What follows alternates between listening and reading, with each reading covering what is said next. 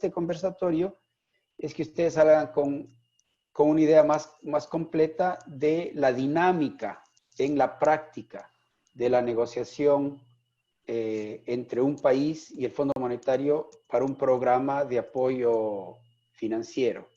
Las cuestiones que surgen con los temas de condicionalidad, los problemas técnicos, los problemas tácticos y a veces las implicaciones políticas. Yo voy a moderar esta conversación y vamos a dejar unos 15 minutos al final, si tenemos tiempo, para que ustedes puedan hacerles preguntas a nuestros invitados. Para empezar, le voy a pedir a Lorenzo y a Simón que nos den unas palabras introductorias, que no se tomen más de 10 minutos o un poquito menos, para que luego yo les pueda empujar hacia temas que se necesitan cubrir. Entonces, Lorenzo, ¿por qué no empezamos contigo y tómate tu tiempo para las palabras introductorias? Muchas gracias, Augusto, y gracias a la Universidad de las Américas por esta invitación. Ecuador es un país que yo trabajé también en él y que estimo de esa experiencia. Yo creo que después de la excelente presentación de Luis Jácome, lo que sería interesante es yo hablarles un poquito de cómo es el trabajo que yo diría de trinchera del staff del fondo cuando hace el trabajo de países, ¿no? Y voy a hablar, esto aplica a las misiones de monitoreo que conversó, que apuntó Luis, y también las misiones donde se va a hacer un préstamo al país. El trabajo técnico empieza en el fondo por los economistas encargados de un país. Se hace un documento que es un documento de políticas económicas y en ese documento inicial que hacen los funcionarios del fondo se hace un análisis de la situación económica, se hace una proyección importante de qué pasaría en el país con las políticas existentes y se hace un resumen de recomendaciones que los funcionarios del fondo piensan que son adecuadas para hacer durante la visita. O sea que cuando va el grupo técnico del fondo a un país, ya ha hecho un análisis importante del país y tiene el apoyo técnico de los diferentes departamentos del fondo. Esto no quiere decir, como a veces se acusa, de que ya el fondo viene con una idea prefijada y no se cambia nada. Todo lo contrario, o sea, ahí empiezan las conversaciones. Y en realidad, si voy a ser honesto, depende mucho del jefe de misión del fondo. O sea, el jefe de misión tiene que ir adaptando el análisis y las recomendaciones con lo que se encuentra en el país.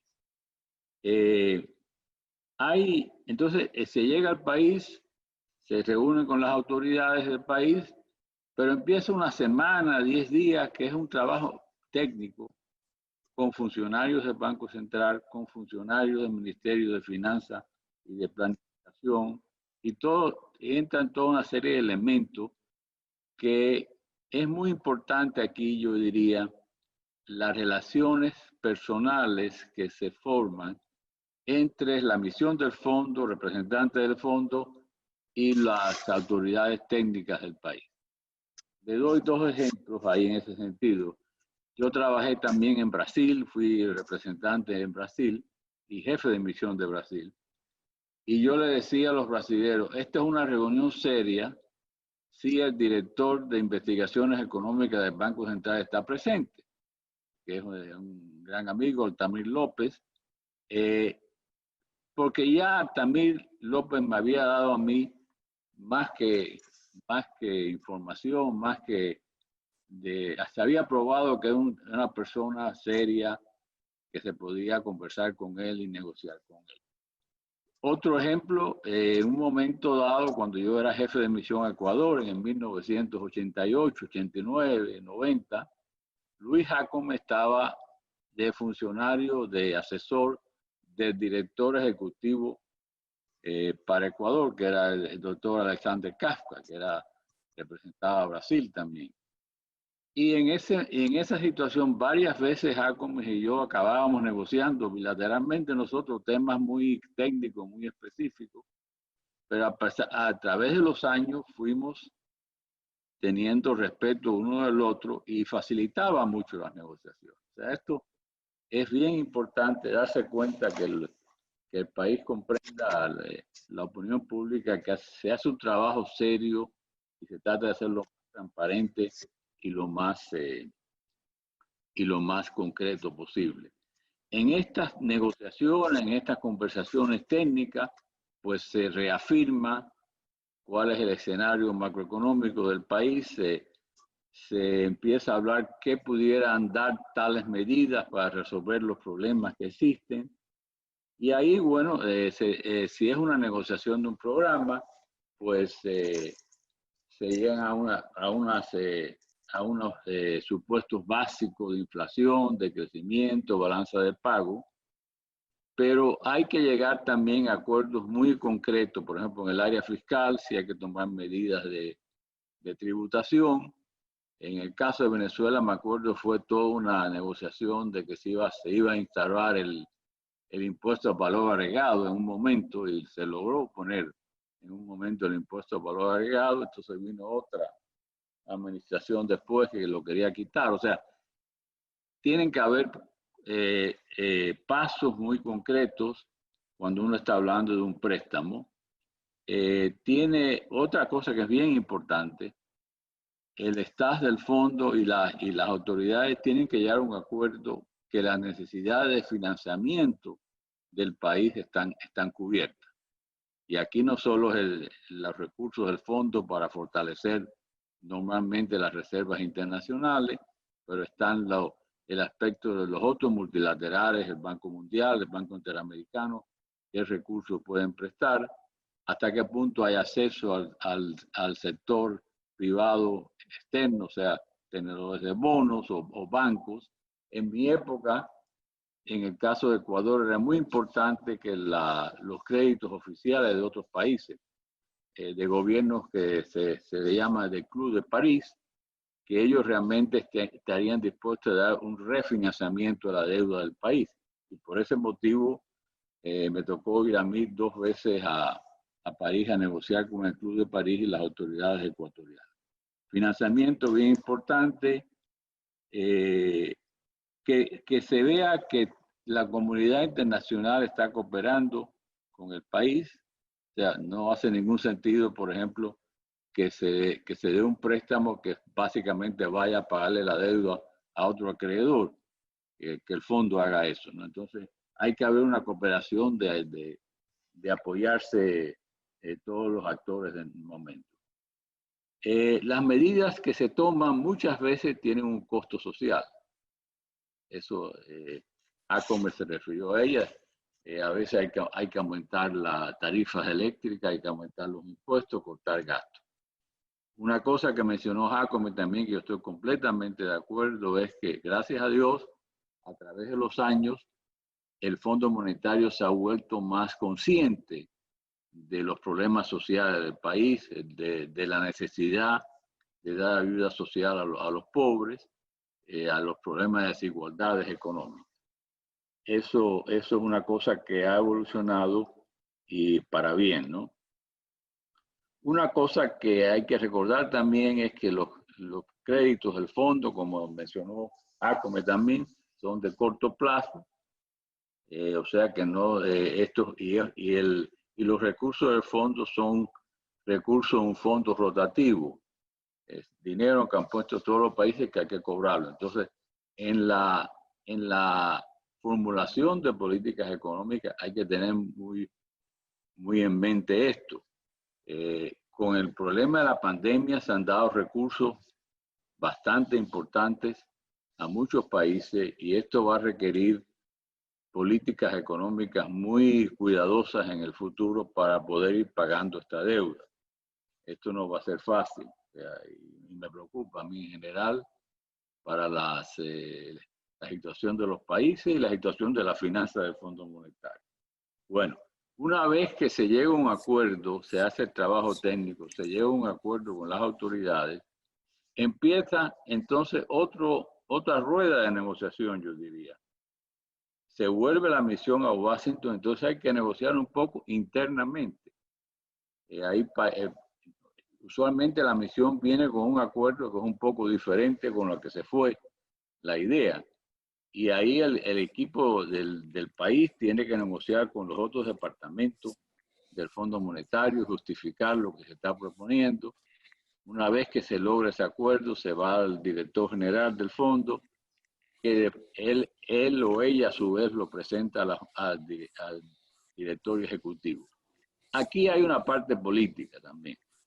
O sea, hay países, por ejemplo, grandes como Estados Unidos, como algunos países europeos, como Francia, Inglaterra, que por razones históricas, pues tienden a favorecer o están interesados en ciertos países. Entonces, esa negociación, hay un poco de negociación inclusive antes de presentar el programa al directorio. Y eso lo hace también el equipo del país del fondo en Washington. Creo que con esto quizás puedo parar ahora para no extenderme y seguir la conversación. Creo que he dado algunas ideas de cómo se hace el trabajo técnico y político también en el Fondo Monetario. Ok, muchas gracias. Muchísimas gracias, Lorenzo. Simón, por favor, tus palabras introductorias. Con todo gusto, muchas gracias, Augusto. Gracias a Laura la invitación. Un gusto estar acá y compartir con Lorenzo, que tiene tantos años de experiencia en el fondo.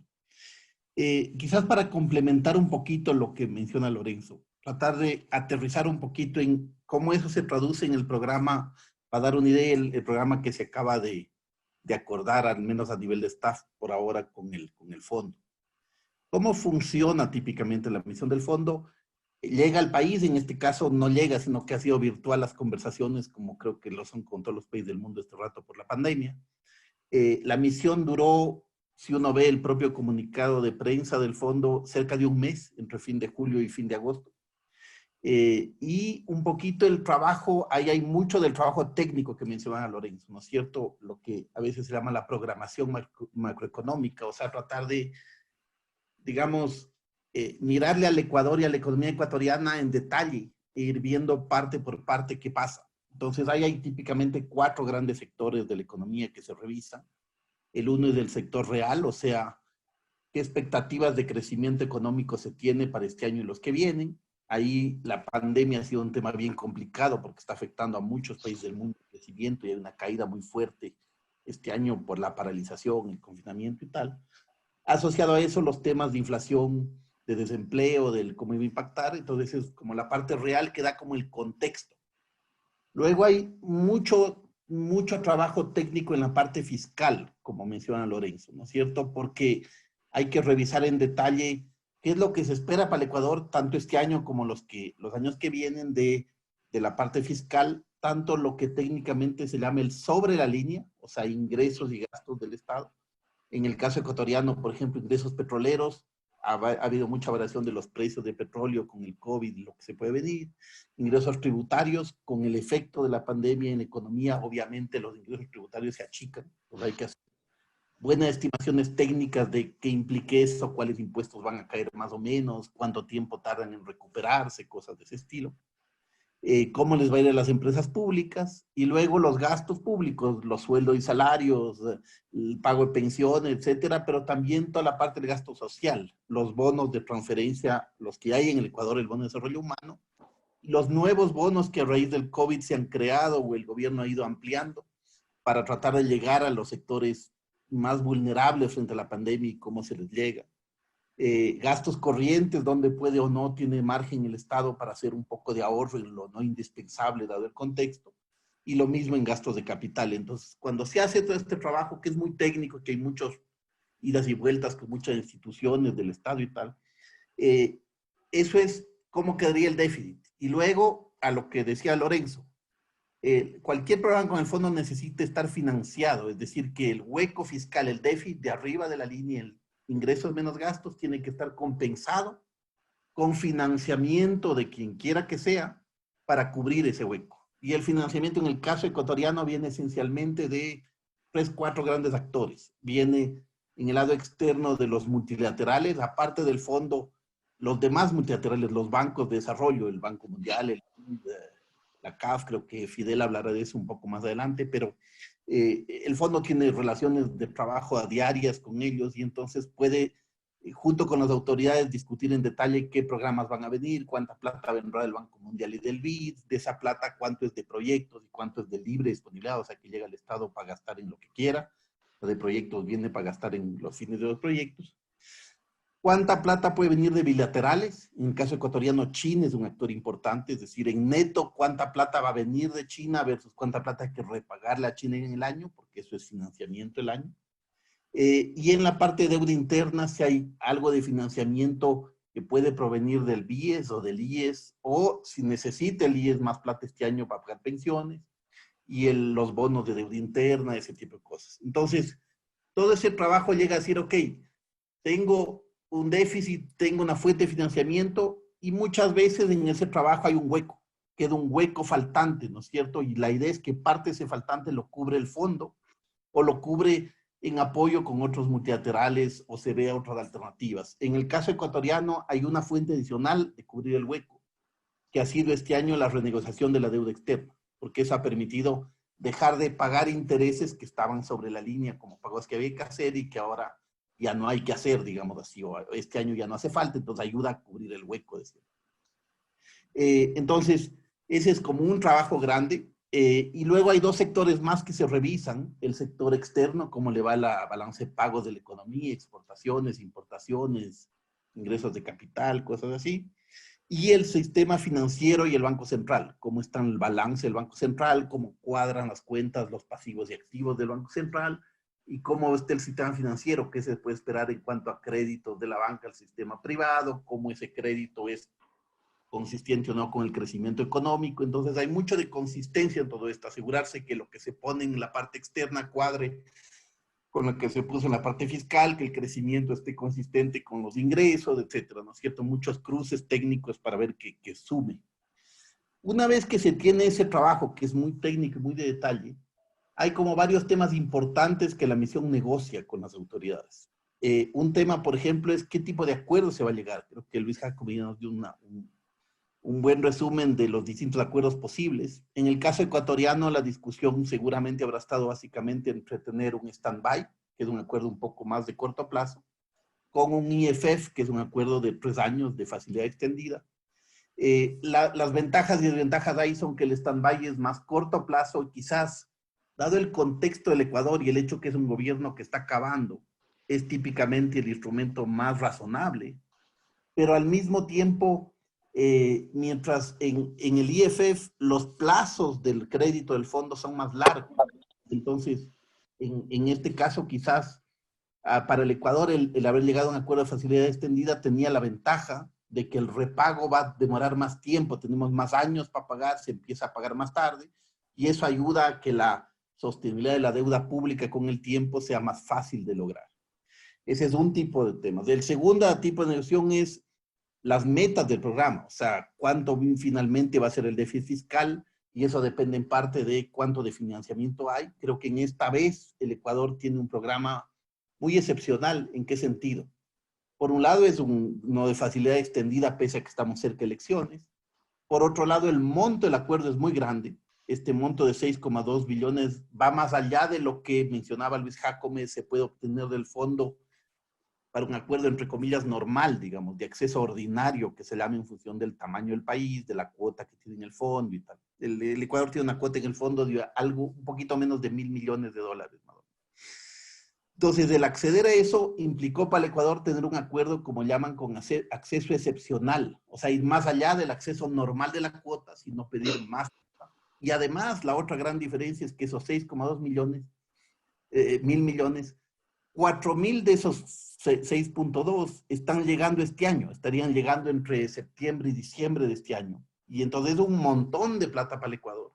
La razón de tantos recursos se justifica por el carácter tan excepcional de la crisis del COVID, de la pandemia, del impacto sobre la economía y eso. Entonces creo que ese es el otro gran tema. Las metas típicamente que se fijan en un acuerdo con el fondo son metas que cubren los temas fiscales, el déficit fiscal en el caso ecuatoriano puede ser o del sector público no financiero o del presupuesto general del Estado, que es más del gobierno central, digamos, uno de los dos. El uno cubre más amplio, el otro es más cercano a lo que finanzas puede controlar en el día a día, porque el resto depende de terceros, de los gobiernos locales, del IES, etc. Ese es un tipo de meta. Típicamente esa meta es para medir lo que les decía, el sobre la línea del gasto fiscal, de la parte fiscal. Hay típicamente alguna meta del bajo la línea de cómo se va a financiar, y esa meta generalmente está relacionada a los depósitos que tenga el gobierno central o el sector público en el Banco Central. Es la otra cara de la medalla, digamos, de la parte fiscal. Hay típicamente alguna meta ligada a las reservas del Banco Central, porque parte de la lógica es que el central tenga suficiente liquidez y reservas para respaldar los pasivos que tiene y para asegurar que el sistema financiero tenga un respaldo y para asegurar que la situación del país pueda seguir los pagos normalmente. Y cada vez más, creo que Luis y Lorenzo lo mencionaban, hay una meta de gasto social. En este caso es una meta no de máximo, sino de mínimo.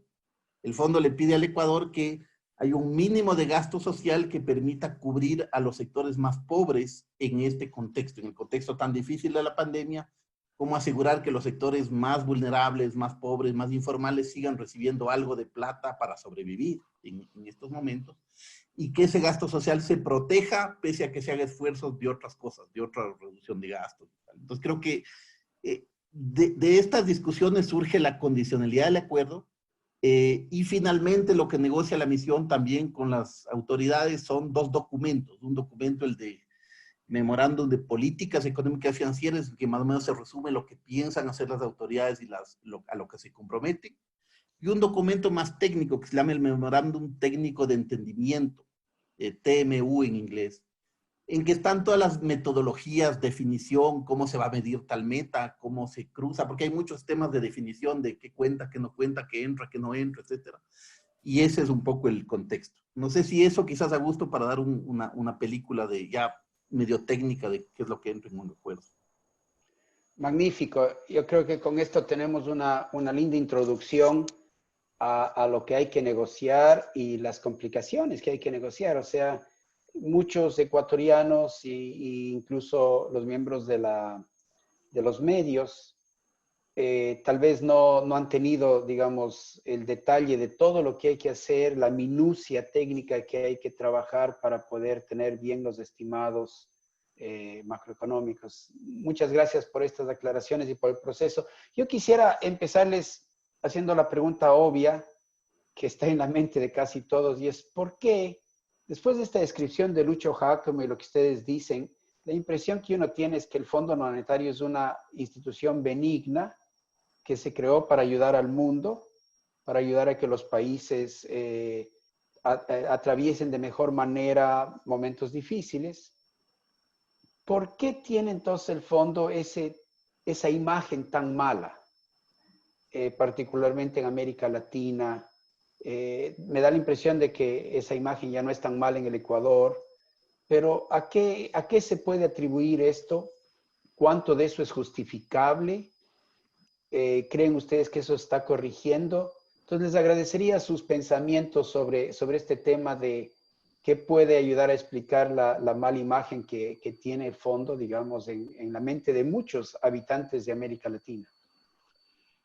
Yo puedo tratar de hacer dos comentarios. Hay que ir a la historia un poco. Cuando se crea el Fondo Monetario en el 45, ¿no? El nivel técnico en muchos países era muy bajo. Entonces, sobre todo en los años, yo tengo la impresión, yo no estaba en el fondo en aquella época, durante los años 50, principios de los 60, pues había un poco una actitud prepotente de las misiones del fondo cuando llegaban a los países, ¿no? Que se sabía más que las autoridades, ¿no? Y esto no ayuda a la imagen del fondo, no ayudó. Esto ha cambiado radicalmente, gracias a Dios. Por otro lado, también está el problema de que el Fondo Monetario en aquella época aceptaba, inclusive esto llegó hasta los 80, de que ellos aceptaban, le decían las autoridades, económica tenían reserva de tomar algunas medidas y no querían tomar la responsabilidad al público. Y muchas veces, con aceptación implícita de las misiones del fondo, las autoridades económicas culpaban al staff del fondo de las medidas que había que tomar, que eran medidas que era de cortar gastos, aumentar impuestos, devaluaciones, etc. Eso cambió cuando el gerente general del Fondo Monetario, Michel Candesu, empezó a demandarles a las autoridades que ellos tenían que tomar, no sé cómo decir en castellano, ownership. Tenía que tomar responsabilidades por sus acciones. O sea, que no podían decir que esto era implantado por el Fondo Monetario, que unos años anteriores el fondo miraba al otro lado y no le importaba. Estas dos cosas yo creo que creó una imagen mala del fondo en muchos países y en la América Latina ciertamente. Creo que eso ha cambiado, creo que se enfatiza mucho que las autoridades tomen el control y la responsabilidad de sus acciones, y ha aumentado la capacidad técnica en los países y el Estado del fondo pues reconoce eso, yo creo, ¿no? Quizás complementando a Lorenzo, yo diría un símil quizás, ¿no es cierto? Es, si uno, algo que me pasaba a mí también, cuando uno se engorda mucho y empieza a comer demasiado y estar muy gordito, en algún momento toca ir al doctor, al nutricionista, el que sea, a decir, oiga, cúreme, arrégleme un poquito. Y en general eso implica medidas difíciles, implica hacer dieta, implica empezar a cuidarse, hacer más ejercicio, etcétera. Entonces, o cuando uno se enferma y va al doctor y el doctor para curarle le pincha, ¿no es cierto? Entonces, de alguna manera el fondo es como un doctor o como un bombero a nivel mundial. El fondo tiene la tendencia a ir a los países que tienen problemas, porque si un país se maneja muy bien y no tiene nunca problemas fiscales, no necesita ir al Fondo Monetario, tiene otras alternativas. Entonces, generalmente cuando uno va es porque tiene un problema, y entonces cuando el fondo le pincha al paciente, duele, ¿no es cierto? Es parte de la medicina, duele, y entonces se asocia al fondo con el dolor, digamos. Creo que esa es una de las razones. No significa que el doctor sea perfecto, el doctor se puede equivocar en el diagnóstico, pinchar en el lugar equivocado, se puede tener mucho de equivocación. Pero la naturaleza, el trabajo del fondo viene de ahí. Y entonces, por eso es que cuando el país ya llega al Fondo Monetario en general a pedir plata, a pedir acceso, como decía Luis Jacob, es porque ya tiene un desequilibrio que cubrir. Y al tener ese desequilibrio, al arreglar ese desequilibrio, tiene siempre un costo social, sea por más impuestos, sea por menor gasto, sea por reformas estructurales que a veces son complicadas y afectan a sectores y tal. Y creo que eso es parte del tema del fondo. Aparte de efectivamente errores que puede haber cometido en el fondo, hay mucha discusión, por ejemplo, si en la crisis asiática de los años 90 el fondo tuvo errores en cuanto al ritmo de ajuste fiscal, etcétera, cosas así, temas de balance. O sea, hay muchos ejemplos de casos en que el fondo se ha equivocado también en su diagnóstico y es parte de su tema. Pero creo que mucho también viene de esa otra visión, de que se le imputa al fondo las medidas de política difíciles que hay que tomar cuando el país está mal. Quizás solo para acabar un tema ahora. Uno podría decir ahora en el Ecuador, en este acuerdo, si uno mire, el fondo está trayendo 4.000 millones este año, está de alguna manera catalizando recursos de los otros multilaterales, quizás de unos 2.000 millones o algo parecido. Está ayudando o catalizando el tema de que China también aporte este año algo cercano a 2.000 millones. Entonces, muy a grosso modo, uno dice, si no hubiera acuerdo con el fondo, probablemente el Ecuador tendría 8.000 millones menos de plata este año, ¿no es cierto? Incluso más por el tema de la renegociación de la deuda que estaba atada al acuerdo con el fondo, otros 1.500 millones este año, más o menos. Entonces, uno dice, si no hubiera acuerdo con el fondo, el Ecuador tuviera, en vez de esos 8 o 10.000 millones que está consiguiendo, sumado todo, probablemente conseguiría mucho menos. Trataría de los mercados, buscar por aquí y por allá, pero yo no le veo opción que le daría nunca esa cantidad de plata. Y por lo tanto, sin esa medicina, el Ecuador tuviera que hacer un ajuste muchísimo más duro este año de lo que le va a tocar hacer. Visto así, el fondo de alguna manera permite que el ajuste, no que no haya, pero que sea más gradual y más progresivo. Obviamente, igual hay ajuste y obviamente eso también le afecta a la imagen, pero creo que es importante darse cuenta de eso. En este año al menos el fondo está aliviando en mucho el tamaño del ajuste que tendría que hacer de otra forma el Ecuador. Así es. Muchas gracias. Ciertamente me llamó mucho la atención lo que decía Lorenzo, que inicialmente cuando los países emergentes eran más pobres y tenían menos capacidad técnica, tal vez el fondo desarrolló una actitud prepotente, porque los técnicos del fondo tenían más capacitación técnica y se topaban con autoridades de los países que no conocían bien ni siquiera sus propios números. Eso ha cambiado. Eso ha cambiado. Entonces quisiera que ustedes expliquen un poquito cómo cambia la dinámica de la negociación dependiendo de la capacidad técnica de los equipos del país y cómo eso puede o no puede alterar esa visión que se tiene de que el fondo impone condiciones en lugar de negociar condiciones que sean razonables desde el punto de vista económico. Entonces, este tema de capacidad técnica y la percepción de imposición versus un acuerdo técnico, me gustaría que ustedes lo expliquen un poco a la luz de las experiencias que ustedes tienen y también de anécdotas que a lo mejor se les puede venir a la mente. Sí, no, eso ciertamente cuando el staff del fondo se encuentra del otro lado de la mesa con autoridades económicas capaces y competentes, pues en cierta forma facilita la conversación, la negociación, porque hay cosas que no hay que explicar. Esperamos también que de parte del Fondo Monetario el staff también sea competente, que también a veces, como decía Simón, a veces se cometen errores. Pero bueno, un caso específico que yo recuerdo, a mí me tocó negociar con un Pedro Malán y un Arminio Fraga. Y yo no le iba a enseñar absolutamente nada a Pedro Malán ni a Arminio Fraga.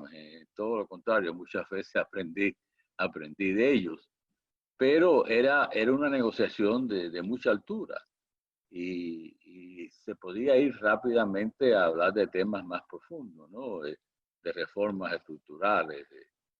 En el caso de Venezuela, por ejemplo, que Augusto, tú participaste, estaba de ministro de Economía, de Planificación, Ricardo Hausmann, que es un excelente economista, hoy profesor de Harvard, y con Ricardo había que negociar con mucho cuidado porque él era muy hábil y muy competente. Entonces, esas negociaciones realmente dan gusto y esas autoridades económicas tienen su reputación dentro del Fondo Monetario, aparte del staff del fondo, aparte del jefe de la misión, ¿no? Así que en ese sentido yo creo que son negociaciones muy diferentes. A mí me tocó también negociar, por ejemplo, la raíz de, bueno, voy a nombrar un gobierno venezolano que el ministro de Finanzas era un hombre competente y honrado, pero era un ingeniero químico. Y eso que hablaba ahorita Simón de arriba de la línea, debajo de la línea, eso no tuvimos que explicárselo en su momento. Es una situación de crisis en Venezuela muy grande. Una vez nos tocó a nosotros, creo que fue en Ecuador, tener una conversa con un ministro de Finanzas que pensaba que tenía un superávit y tenía un déficit. Eso hace años atrás. O sea, hay unas diferencias muy grandes a qué tipo de nivel se hacen las conversaciones, ¿no? Y las negociaciones. No sé si contesto tu pregunta así, Augusto. No, Yo muchas gracias, agregaría Simón. dos cosas quizás. Uno, efectivamente creo que depende mucho de los países y de los temas. Creo que hay dos temas importantes en la discusión ahí. El uno es la comprensión de la situación política local, que eso es algo que a veces es complejo para el fondo porque viene de afuera, porque tiene economistas de muchos países y llega a un país que no necesariamente conocen al detalle. Y todo país tiene sus complejidades políticas difíciles, sus actores raros, sus mensajes extraños, etc. Entonces, creo que ahí hay un rol importante de hacerla, y ese es uno de los roles en realidad de la persona que es representante residente en el país, es tratar de hacer de traductor para el fondo de la realidad local y traductor para las autoridades locales de la realidad del fondo, de hacer como de interfase en la mitad. Ese es uno. El otro sobre el tema de estadísticos, el Ecuador todavía tiene debilidades estadísticas o de debilidades, digamos, de detalle estadístico importantes. Y creo que tenemos que reconocerlo tanto a nivel de finanzas como el Banco Central. Y un ejemplo es lo que nos pasó como Ecuador en el marzo pasado, con el anterior acuerdo con el fondo. Una de las razones por las cuales no se completó la revisión de entonces fue un problema estadístico grande, que luego creo que el Banco Central sacó en mayo, junio, si no estoy mal, una explicación de detalle y tal, en que se revisó en retroactivo las cifras fiscales del Ecuador, de forma retroactiva, que todavía no se ha acabado, porque lo más probable es que haya que revisar hasta el año 2003 hacia atrás para que vean el tamaño del tema. Por un monto de como 1.700 millones, eso es como 1,7% del PIB del país, que es bastante, ¿no es cierto? Eso refleja problemas entre el sobre y bajo la línea, no quiero entrar en lo técnico, pero discrepancias.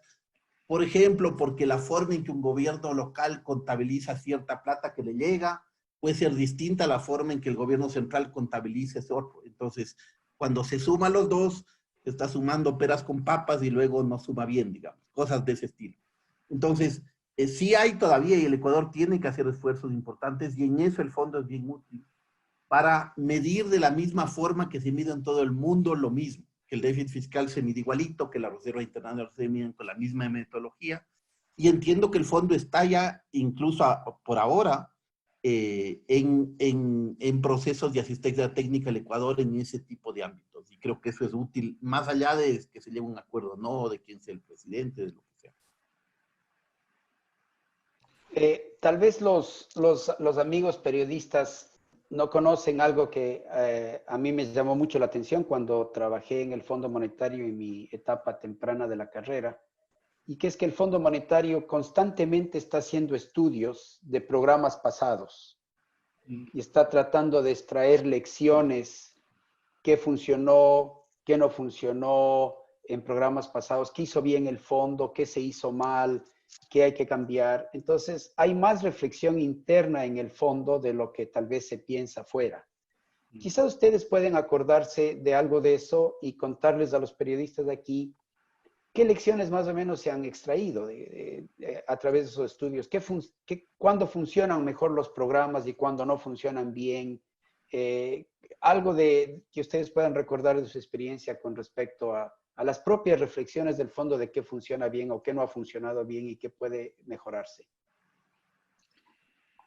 Bueno, tengo la mente un poco en blanco en ese sentido ahora, pero déjame recoger un tema que sacó Simón, que es el conocimiento de la situación política. Creo que esto sí, esto es una lección que se enseña en el Fondo Monetario. Hay que tomar en cuenta la situación política, qué es lo que se puede hacer, qué es lo que no se puede hacer, y no ir con un libro de texto y se le da la misma recomendación a cada país, ¿no? Esto es una cosa que se ha aprendido un poco a la fuerza, ¿no? Por problemas que han habido con implementación de países, de programas. Ahí, en el caso, perdonen que vuelva de nuevo a Brasil, pero fue los últimos años que trabajé en la América Latina. En el año 2002, se hizo un stand-by arrangement en el 2001 con Brasil que no funcionó. Y no funcionó porque la comunidad internacional no lo creyó, los banqueros, los acreedores de Brasil. Y el 2002 era el año de elecciones en Brasil y ya se veía que Lula tenía muchas posibilidades de ganar la presidencia. Y teníamos que hacer otro programa porque estaba en crisis Brasil a principios de 2002, que era el último año de la administración de Fernando Henrique. Y ahí entonces teníamos un representante en Brasil que él hizo contacto con el partido de Lula, Partido de Trabajadores, y él informó, mire, con Lula se puede negociar también. Entonces hicimos una negociación con la administración que salía y con el apoyo que se le pidió al candidato Lula de que dijera que apoyaba que se negociara con el Fondo Monetario.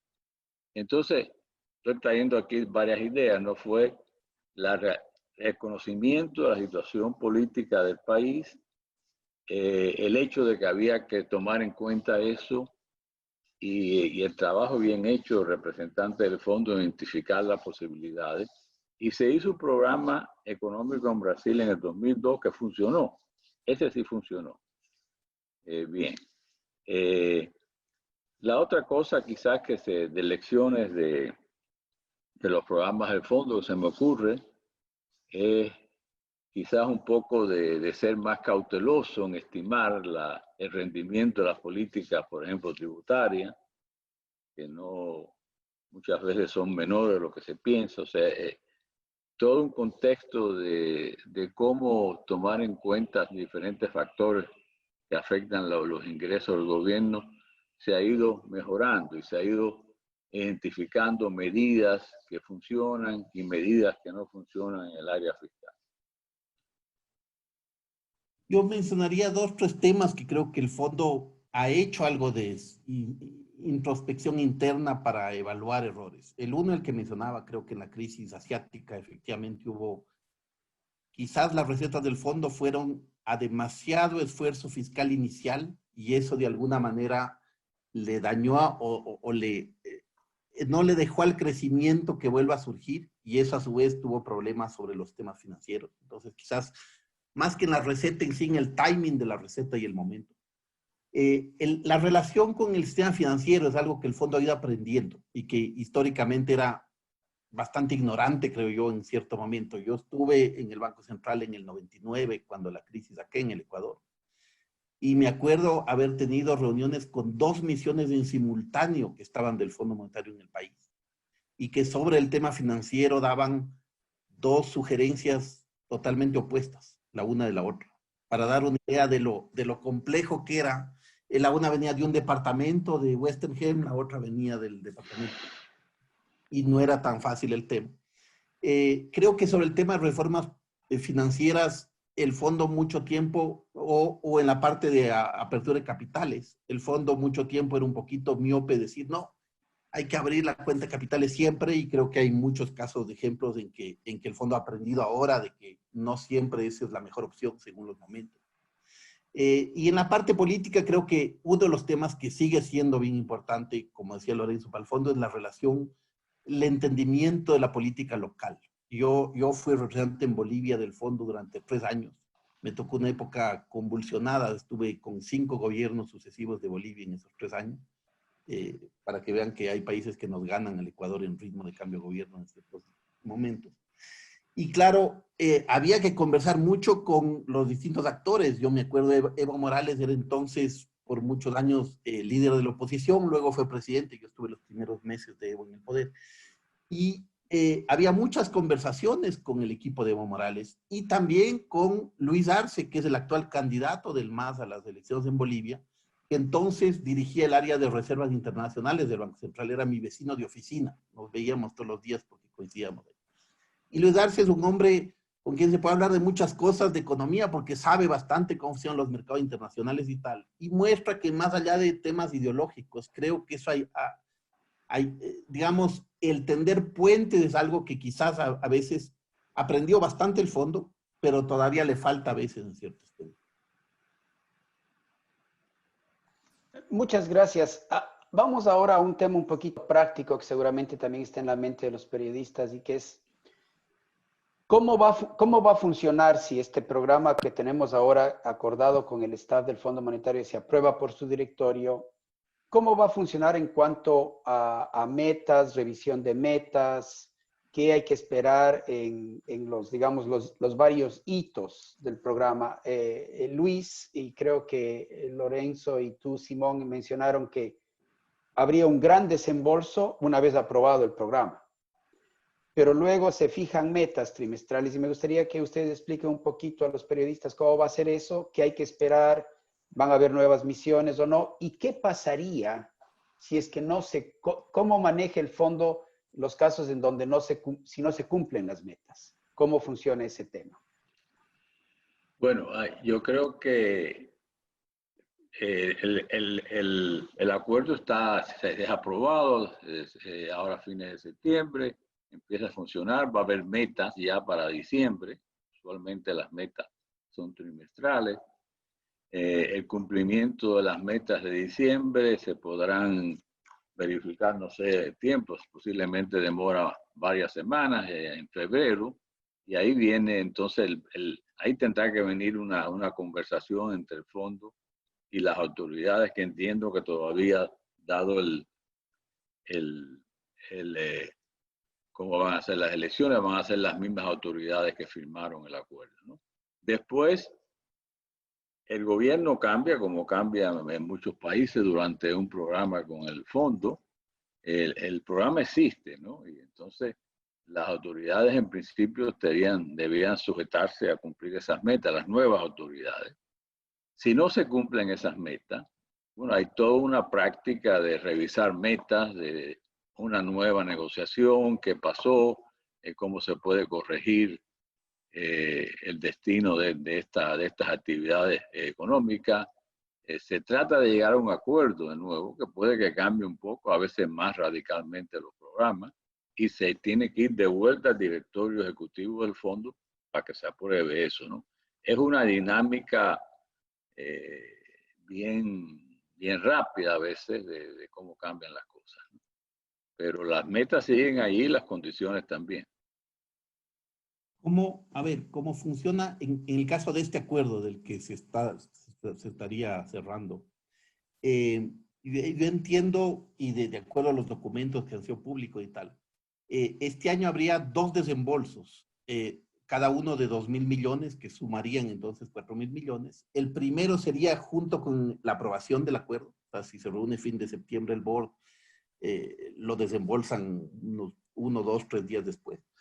Y luego de eso hay una revisión probablemente a fines de año, en diciembre probablemente, para revisar las metas de septiembre, porque habrán metas de cumplimiento de septiembre, porque siempre hay un rezago de la información, y ciertos avances en cuanto a políticas y eso, ¿no es cierto? No tenemos todavía, no es público el acuerdo, no tenemos el detalle de las políticas que están.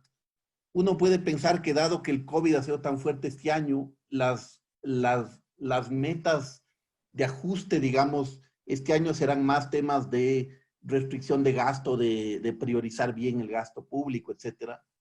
Porque además es un gobierno que está acabando y que por lo tanto no tiene espacio político, es un gobierno débil, políticamente, que no tiene mucho espacio como para tomar decisiones que impliquen a la asamblea muy fuertemente. Entonces, pienso que la revisión de diciembre estará en base a ese avance y probablemente implique un segundo desembolso de 2.000 millones a fin de este año. Y el próximo año habrá que ver en el detalle el acuerdo.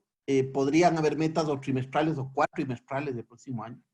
Y si es el caso, las metas de diciembre puede ser que se revisen marzo, abril. Hay un tema ahí complejo, ¿no es cierto? Si esto es en abril ya tenemos gobierno electo, ¿no es cierto? Nuevo presidente que va a estar prácticamente electo y por posicionarse en mayo. Y por ello uno puede pensar que lo lógico será ahí que parte de la discusión no sea solo de las metas si se cumplieron o no, sino también de la, digamos, de la perspectiva que quien quiera ser el nuevo presidente y su equipo tengan para el futuro del país. Y creo que ese momento podrá ser un momento importante de negociación para ver si se mantiene el acuerdo en la misma línea, si se ajusta de acuerdo a las prioridades de las autoridades, etcétera. Este es un programa un poquito raro porque está a caballo entre 2 administraciones, digamos. Entonces puede haber ahí algo de... Creo que esa revisión va a ser importante para entender el futuro del acuerdo con el fondo ya con la nueva administración. Perfecto. Esta conversación está tan interesante que me da pena que vamos a tener que terminarla pronto, entonces voy a aprovechar para pasarles algunas preguntas de la audiencia. Hay varias, pero quizás la que más esté en la mente de todos es el tema de la transición política. Hay una pregunta que dice si la diferencia sería muy grande dependiendo de si gana el candidato, por ejemplo, Lasso, versus de si gana el candidato Arauz. ¿Cómo ven ustedes los temas de transición y qué se puede hacer un poco para facilitar la transición? qué cosas en la práctica se podrían hacer, que podría hacer este gobierno o los equipos del nuevo gobierno para ver si se puede facilitar la transición. Esta es una pregunta, creo que es clave. Bueno, yo no puedo hablar mucho de la situación de Ecuador porque realmente no conozco los candidatos, pero una cosa que se ha hecho en otros países, inclusive antes de las elecciones, con permiso, con acuerdo con las autoridades que están en el poder, que haya contactos entre el staff del fondo y el staff de candidatos que son fuertes a ser elegidos. Eso es una posibilidad. Ciertamente se puede hacer una vez que ya pasó las elecciones, ya se sabe, como decía Simón, más o menos quiénes son los asesores económicos, quiénes van a ocupar los cargos importantes en el nuevo gobierno. Se pueden empezar a hacer contactos rápidamente para suavizar un poco esa transferencia de una administración a la otra. Quizás, a ver, efectivamente va a ser, obviamente, y eso es normal en un país democrático, ¿no es cierto? Quien quiera ser electo tiene todo el derecho legítimo a pensar en un programa económico como lo quiera. Creo que esa decisión de quien quiera sea algo que puede facilitar el proceso es ayudar a tener las cifras más detalladas, ordenadas, claras y transparentes posibles, para que quien quiera ser el nuevo presidente de su equipo tengan a la mano información, tanto estadística como de ciertos ámbitos que son importantes para el futuro. Doy dos, tres ejemplos. Una estadística por lo que mencionaba, las cifras fiscales en el Ecuador todavía tienen debilidades técnicas y mientras más se pueda trabajar en estos meses en que estén lo más limpias posibles y transparentes posibles, más fácil será saber la situación y hacer un diagnóstico adecuado para quien quiera que esté nuevo. El segundo es, hay ciertos temas que van a afectar a futuro de forma importante a la situación del país. El seguro social es uno de ellos, por ejemplo, ¿no es cierto? ¿Cómo va a estar la situación del seguro social? ¿Cuáles son las proyecciones a futuro de pago de pensiones, de evolución demográfica, de qué implica, etcétera? ¿Cómo va a haber afectado el COVID a la economía en cuanto a empleo, acceso, etcétera? ¿Y cómo va a haber afectado el COVID al sistema financiero? ¿No es cierto? Porque los bancos tienen temas de renegociación de créditos con sus deudores que han tenido problemas en la crisis y tal. Entonces, ahí yo veo cuatro aspectos que son de alguna manera técnicos, pero que son claves para quien quiera venga, que le va a tocar al que venga decir, oye, esta es la situación, puede venir plata de este lado, de este otro lado, puede decidir que venga el fondo, que venga de otro lado, pero necesita hacer la película clara para tomar decisiones inteligentes y razonables en la línea que considere el que gane, ¿no es cierto? Entonces, creo que ahí hay bastante espacio y tiendo a pensar que el acuerdo con el fondo debe incluir varias de estos temas de condicionalidad de alguna forma, de transparencia, de transparentar mejor el gasto fiscal, la situación, etcétera. Porque creo que eso es sano para el país en cuanto a que quien quiera ser el nuevo gobierno sepa la situación antes de acabar de tomar sus decisiones.